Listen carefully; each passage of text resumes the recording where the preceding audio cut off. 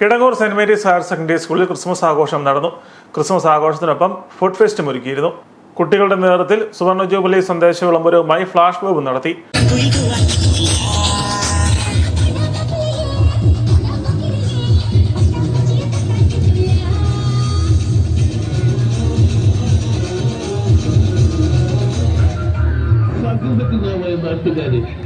ശ്രദ്ധിക്കുക, കലാപരിപാടികൾ തുടങ്ങാൻ ആരംഭിക്കേണ്ട.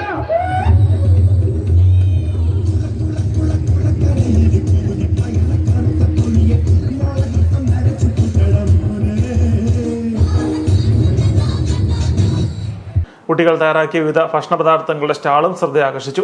ക്രിസ്മസ് പപ്പ മത്സരവും കരോൾ ഗാനവും ആഘോഷങ്ങൾക്ക് മിഴിവേകി.